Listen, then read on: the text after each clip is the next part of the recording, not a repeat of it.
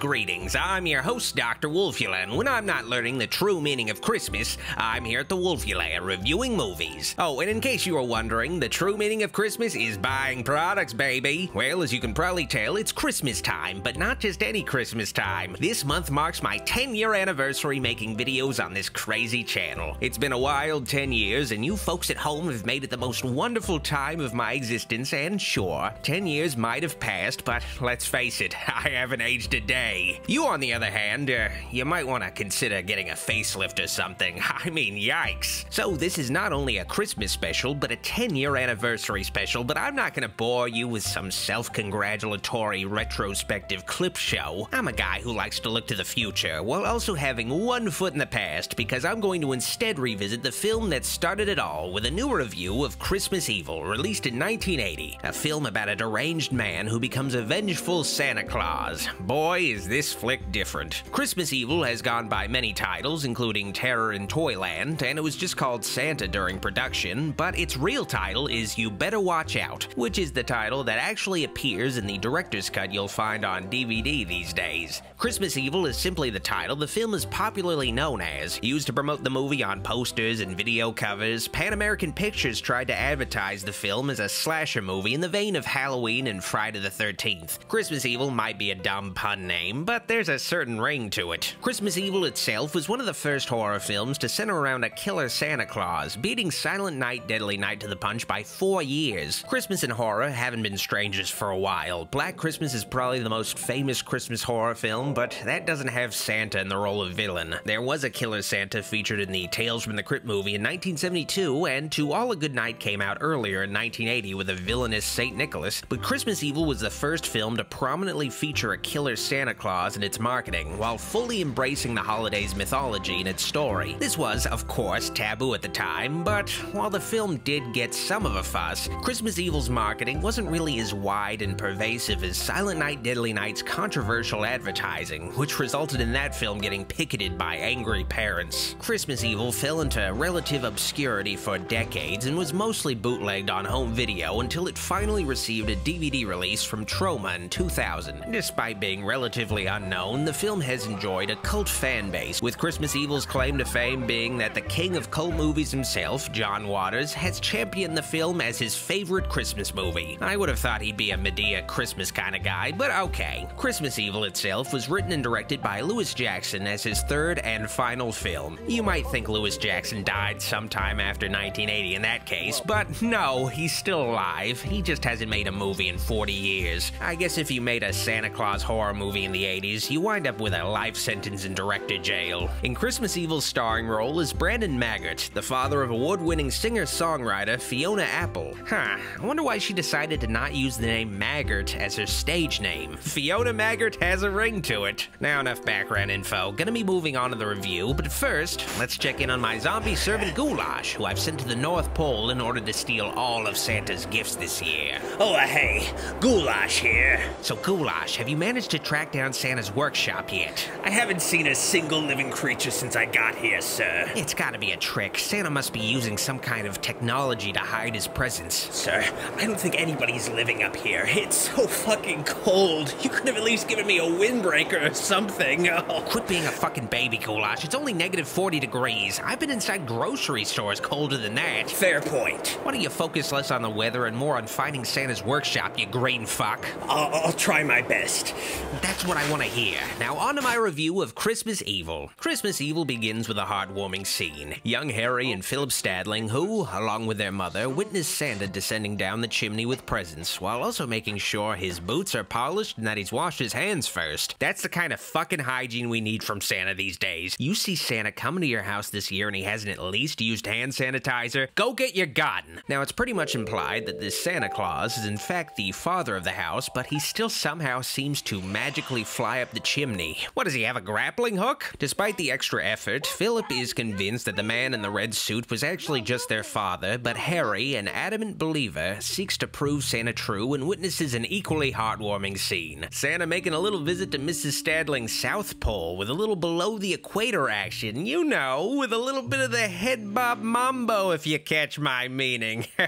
I'm talking about eating her pussy. After Harry witnesses Santa kissing his mother's other pair of lips, he tearily heads to the basement and melodramatically smashes his St. Elsewhere snow globe. Uh-oh, we got a cutter on our hands here, folks. 33 years later, and against the odds, Harry has grown into a well-adjusted adult who uses a North Pole alarm clock and wears Santa pajamas and owns a doll collection and has a wall covered in Santa memorabilia, all the while role-playing as Santa anytime he catches himself in the mirror. But hey, it could be worse. He could be collecting Funko Pop figures. I know this looks bad, but Harry has some normal hobbies, like bird watching. Oh, wait. Oh, dear God, no. Good boy, Scotty. Well, I guess Harry got lucky picking the apartment with the roof that allows him to watch all the kids in the neighborhood through binoculars from a single vantage point. Such a sweet baby. Harry's just doing what Santa does, though. I mean, think about it. Santa watching all the children on Earth at all times, writing down what they do. If that was for real, we'd all think Santa was a massive pervert. Harry just has a harder time getting away with this activity because he looks like a cross between Bill Murray, Andy Kaufman, and Droopy Dog, but uglier. Harry's Santa-like worldview doesn't just extend to his creepy private life. It also manifests itself in his public persona as a desk clerk at the local Jolly Dream toy factory, where he was recently promoted from the assembly line, where his real heart lies. Harry is passionate about toys, but he hates the corner cutting that goes on at the factory, resulting in toys that can easily break in the hands of even the least spazzy child. Don't you understand how useful rigidly constructed toys are? How inspirational? Their value goes way beyond making money. Hey, poor toy craftsmanship at factories sucks, but remember when there were even factory jobs making toys in America? This movie's like a fairy tale in 2020. Despite being a supervisor, Harry is easily pushed around even by his subordinates, one of whom, Frank, tricks Harry into picking up his shift while actually goofing off at the bar while coincidentally talking shit about Harry. I get that schmuck Harry working for me tonight. I'd feel sorry for Harry, but he's in a position where he could fire Frank instead of throwing a hissy fit in his apartment surrounded by his dollies. Harry's employees don't just treat him like shit. Surprisingly, his higher-ups are also rotten. At a company Christmas party, Jolly Dream's owner, Mr. Wiseman, has launched a campaign announcing his intention to donate toys to a children's hospital, but only on the condition that the employees work harder and that they donate their own money to the cause. So keep production up. And if you feel it in your heart, contribute some of your own money. It's all just a sleazy scheme to drum up publicity. Nobody cares about the town's children quite like Harry, which is unfortunate because the way he cares about children is pretty creepy. The factory can't always shoulder the whole burden. You mean you're waiting for these guys to contribute? Harry can't even find solace in the innocence of children because of one child in particular, Mas Garcia, a kid Harry really fucking hates just because the boy likes Penthouse magazine. I wish I had a lifetime subscription of Penthouse magazine. Mas Garcia. Oh, come on, he could just be reading it for the articles. Oh, no, he's definitely reading it for the titties. These early scenes track Harry's dark descent in the weeks approaching Christmas as he slowly unravels and totally surrenders himself to the Santa side of his personality. Christmas Evil honestly isn't really a slasher movie or even that much of a horror film in general. We see the world through Harry's eyes for most of the film. We're meant to sympathize with him to a certain degree. He's a psychologically troubled man living in a world he perceives to be decaying morally and ruled by hypocrisies. If you're expecting kills or even a sense of actual terror, Christmas Evil isn't for you. The first kill doesn't happen until more than halfway through the movie, and even then, you can count the number of deaths in Christmas Evil on one hand. Christmas Evil has admittedly been the victim of its own confused marketing. This isn't really a Christmas horror movie, honestly. This is a gritty neo-noir psychological thriller about a misfit's descent into delusions and violence during Christmas time. A film in the same mold as Taxi Driver, or if your only frame of reference is movies based on superhero comics, it's like a Christmas version of Joker. Christmas Evil has a really interesting premise when you realize what it's meant to be, the origin of a man who vies to be an urban Santa Claus, but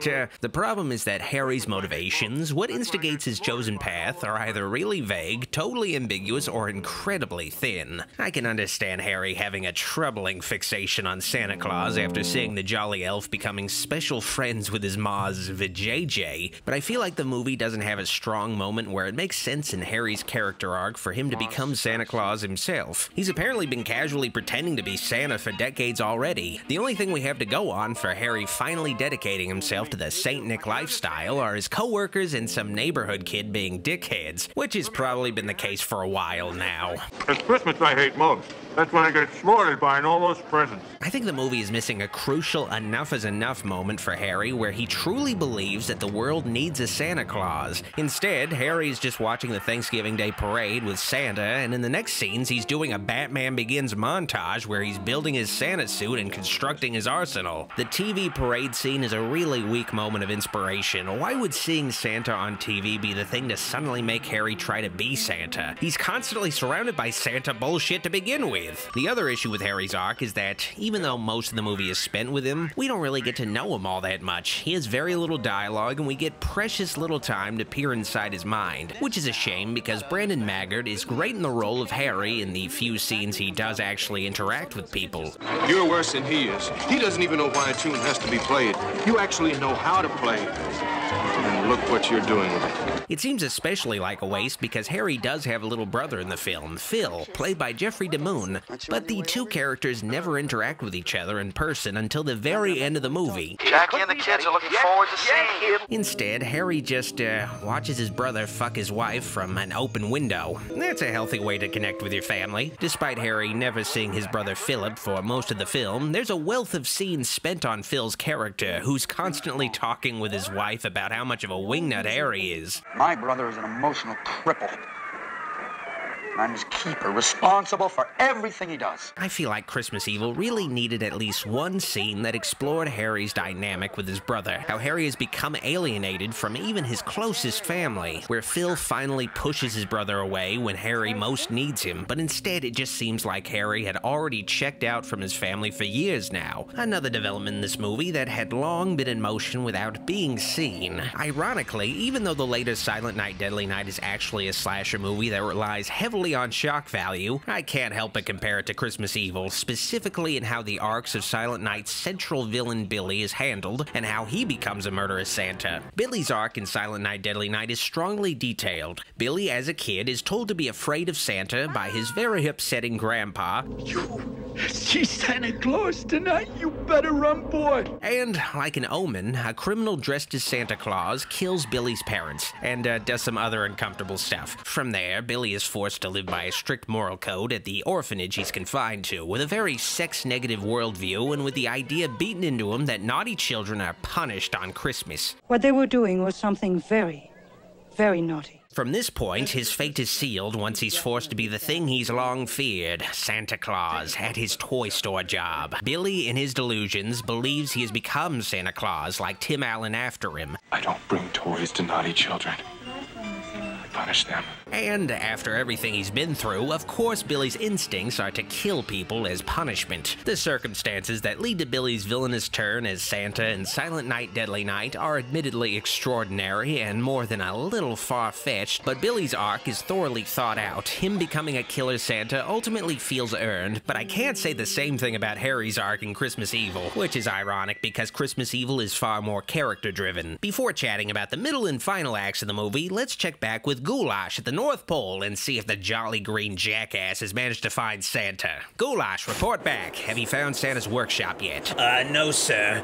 But I did lose 3 of my toes to frostbite. I'll give you 7 new toes if you succeed at finding Santa and killing him. If I found Santa, how would I even kill him? I think you just have to impale him with a wooden stake through his heart. What are you talking about? Santa isn't a vampire. Yeah, but I'm sure a wooden stake through his heart would still kill him. Where am I gonna get a wooden stake, sir? I'm in the middle of an Arctic wasteland. Improvise. I'll check back with you at the end of the vid, and I better get results. Okay. Here's where I get into Christmas Evil's big spoilers, be warned. So Harry fully immerses himself in his Santa persona, and at first it's totally innocent for the most part. Harry leaves his nephews gifts under their tree, he gives a children's hospital stolen toys from the factory, and that horny kid Mas Garcia only gets a bag of dirt, which I suppose is a lot worse than coal, I guess. Coal is at least a fuel source. What do you do with dirt? Make a garden? Things take a turn, though, when Harry arrives at a midnight mass one of his bosses is attending, and as the congregation emerges from the church, a few really smug yuppies decide to mock the disheveled Santa Claus, pointing a sharp object directly at their fucking faces. I have something for you. I have superlative taste. Oh, you're gonna need superlative taste and eye patches now, bitch. I guess Harry must have some North Pole Cherokee in him. So, yeah, Harry kills 3 people randomly. None of them were his boss. It seems more like a coincidence that the boss was even there. Harry seemed like he was prepped to kill somebody at this church before anybody started making fun of him. I'm not totally sure why Harry becomes violent in the film. There was never a point where it felt like he would associate killing people with Santa Claus, and there wasn't a scene earlier in the film where he met the characters he killed. It's very strange. These murders are the catalyst for everything else that happens in the movie, but it's not clear why it happened. What pushed Harry to do it? I mean, maybe he was just a violent man who repressed his murderous urges until putting on the Santa suit removed all of his inhibitions, but I feel like I may just be reading too much into this sort of underwritten movie. It's a shame Harry randomly killed some people too, because he's a pretty good Santa if you ignore his murderous indiscretions. Merry Christmas, little boys and girls! Harry unwillingly becomes the life of a Christmas party and is a huge hit with the kids attending. But if you're bad boys and girls, your name goes in the bad boys and girls book, and I'll bring you something horrible. Despite his somewhat uncomfortably threatening aura. Keep smiling, y'all. We're witnessing mental illness. To round out his night, though, Harry sneaks into his cheating co-worker Frank's house, smothers the man, and finally slits the guy's throat with a Christmas star. And I gotta say, Frank's wife is a really heavy sleeper if she didn't wake up until after her husband's lifeless corpse landed on her. Honestly, though, it just seems like Harry is, pardon the expression, killing 2 birds with 1 stone here. Playing Santa for the night, while also unrelatedly sating a bloodlust and wreaking vengeance. Well, at least he's good with kids, if you ignore the murdering their father part. Nonetheless, the police have taken notice of Harry's 4 murders and are rounding up all the Santas off the street, which is fucking profiling. Despicable. Unfortunately for Harry, him being so good with kids is his downfall, as neighborhood children blow his cover and flock to him in droves. Boy, I bet Jared from Subway wishes he had this kind of charisma. I said get away from him or I'll rip your guts out. Even a knife-wielding father is ultimately betrayed by his own daughter in service of St. Nicholas. Kids have got nothing on an angry mob, though, as the parents of the neighborhood very quickly gather torches that are immediately on hand, like this is a Universal monster movie, and chase after Harry. Harry's downfall is treated as a Frankenstein-like tragedy toward the end, but it's hard to feel sorry for Harry. He could have just not killed those people and everything would have been fine. It's not like Harry is Frankenstein's monster or King Kong and he just killed out of defense, or because it was something in his nature that couldn't be helped, he just felt like killing some dudes. Harry is forced to flee into his Joaquin Phoenix Joker brother's house, but Philip has long suspected Harry of killing people. There wasn't much of a mystery there to crack. Me? You're blaming me? I was 6 years old. You never did believe in me. Harry doesn't handle the situation any better from here when he essentially blames Phil for instigating the murders just because Phil was the one who didn't believe in Santa at the age of 6. So Phil reasonably chokes Harry, who I think might be into it. I hope he doesn't have a boner. Philip escorts his brother back to Harry's creep van, but like all little brothers, Philip leaves himself wide open for a sucker punch. You better watch out, bitch. Harry flees from his brother and evades the angry mob you'd only ever see in a horror film released during the Great Depression, and Harry, defying all odds, actually manages to fly away in his reindeerless rape van, all while reciting the closing lines from The Night Before Christmas. Merry Christmas to all, and to all a good night. Why, wild stuff. It's an honestly baffling ending, but not one that necessarily should be taken literally. There are a few explanations for what happens at the end. It's a bit like the possibly ambiguous ending to Taxi Driver, where Travis Bickle is hailed as a hero that some people interpret as what Travis simply imagines in his dying moments. It's possible that Philip actually strangled Harry to death, and Harry just imagined in his last moments that he actually became the real Santa Claus in the end. Of course, the other interpretation is that Harry literally, in real life, became Santa Claus, or at least somehow managed to make his van fly. Though, looking deeper into the ending, it could be that Harry was always the real Santa Claus, and all he ever wanted was for his little brother to believe in him, and, in the end, finally proved himself. A touching idea. Still kind of a weird ending, but I won't forget it, that's for sure. Well, that was my revisit of Christmas Evil 10 years later, on its 40th anniversary. It's definitely an interesting Christmas film for sure. Something worth watching if you're looking for something a little different this time of year. Don't go in expecting anything remotely conventional from this movie, though. It's a film that goes by its own tune, but honestly, it's kinda not executed as well as it could have been. What drives Harry's stint as Santa and the subsequent slayings just isn't well thought out, unfortunately. But the movie definitely isn't dull. You're probably wondering why Christmas Evil was the first film I ever covered 10 years ago. Well, when I began making videos, it was December, so I pretty much just wanted to cover the oddest, most obscure Christmas horror movie I could find, and Christmas Evil was certainly a home run in that regard. I give Christmas Evil a toy bayonet in the eye at a flying creeper van. Now let's check back in one last time with Goulash and find out if he succeeded in the simple task I gave him. Goulash, there you are. Where are you right now? I'm at Santa's workshop, sir. Really? Well, did you succeed in killing Santa Claus? No, I'm afraid God killed Santa Claus, sir. When I got here, Santa was already dead. What? How? When did he die? Santa's corpse decayed quite a bit. I'd say he's been dead for a year. This place is abandoned. Did Santa die from, you know what? No, I think he just died from a heart attack. Well, are there any presents there to steal? No, I think the elves got out of here as soon as Santa died. I don't blame them. This place is fucking cold as hell. Okay, so what you're saying is Christmas got ruined this year on its own. Of course, sir. It's 2020. This shouldn't be surprising. Oh. But Christmas isn't about the gifts or the products you buy, sir. The real reason for Christmas is spending time with those you care about. To watch the 24-hour marathon of A Christmas Story on TBS. You're right, Goulash. I've been blind all along to that. I'm glad you've finally seen the light, Dr. Wolfula. Merry Christmas, sir, and happy 10-year anniversary. You fucking weirdo. If you liked this video, like it, and if you loved it, journey further into the Wolfula by clicking the subscribe and bell buttons to find out when all of my latest videos and streams go live. This video was brought to you by my kind supporters on Patreon, whose names are scrolling by. Support the channel today on Patreon and get access to bonus movie and TV commentaries, audiobooks, comic readings, film live streams, and credits at the end of videos. Finally, I'd like to give a very special thanks to my true Wolfulite supporters on Patreon and my YouTube channel memberships for their pledges. Their support is greatly appreciated and helps the channel and my dark influence continue to grow. Thank you all once more from the bottom of my evil heart for your help. Alrighty, Dr. Wolfula signing out. See you all next time at the Wolfula.